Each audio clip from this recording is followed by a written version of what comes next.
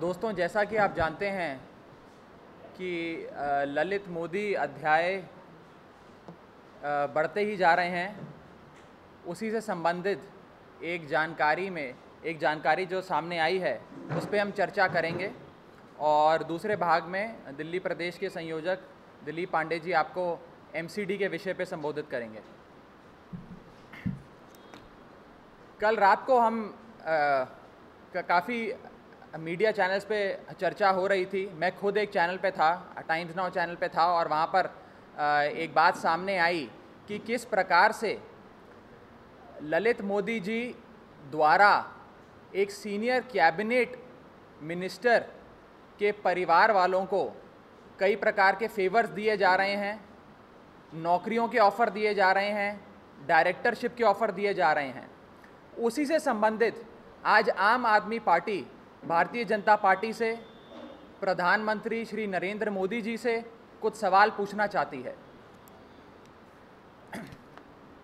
पहला सवाल, is there any minister in Modi जी's cabinet whose immediate relative, that is spouse or children, was offered a job or directorship in a company owned by or offered by Shri Lalit Modi?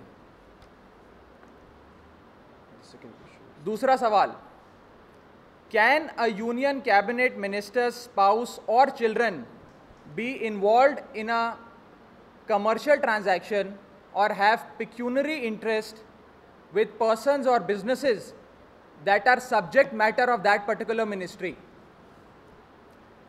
तीसरा सवाल, should such disclosures not be made in public interest? We challenge the union cabinet ministers to come clean on this.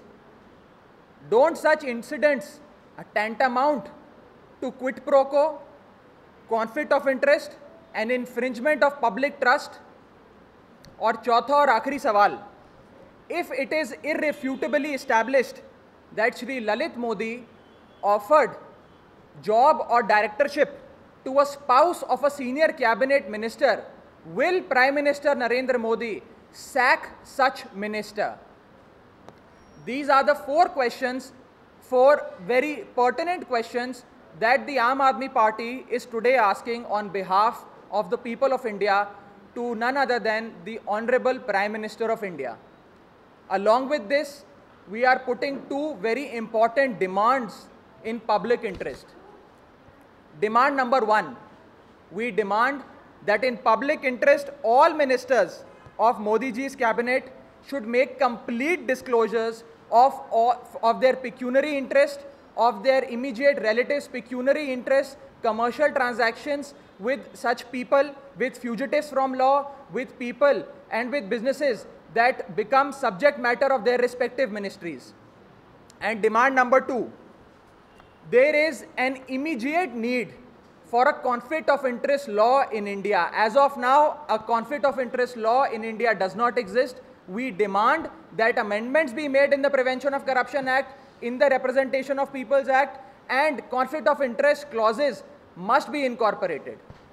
मैं यही सवाल एक बारी हिंदी में आप सबके लिए दोहराना चाहूँगा, जो आम आदमी पार्टी आज देश की जनता के बिहाफ पर भारतीय जनता पार्टी और प्रधानमंत्री मोदी जी से पूछना चाह रही है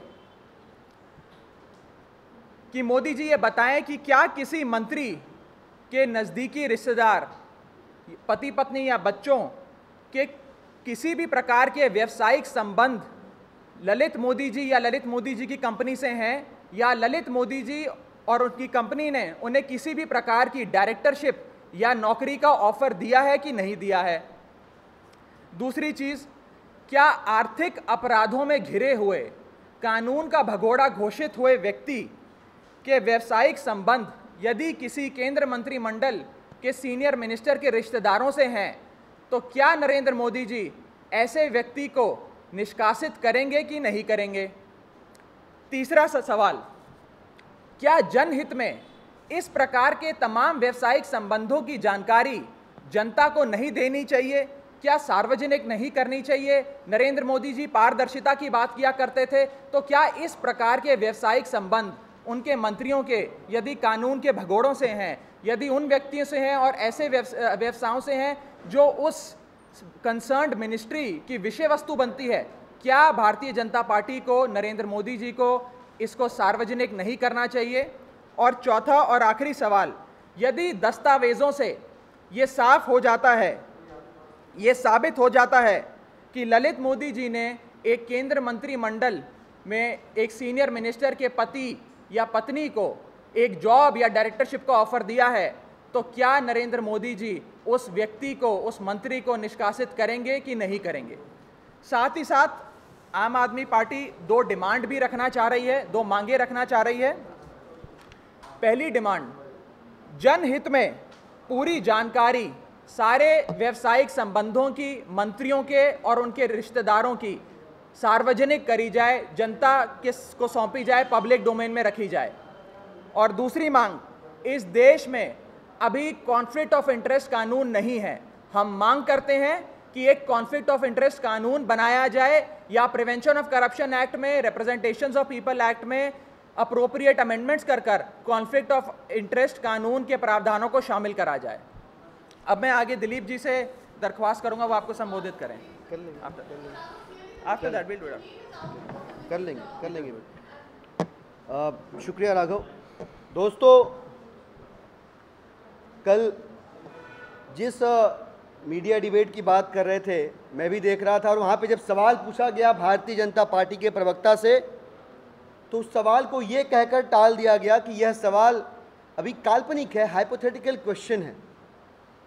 अब वो परिकल्पना हकीकत में तब्दील होती हुई दिखाई दे रही है।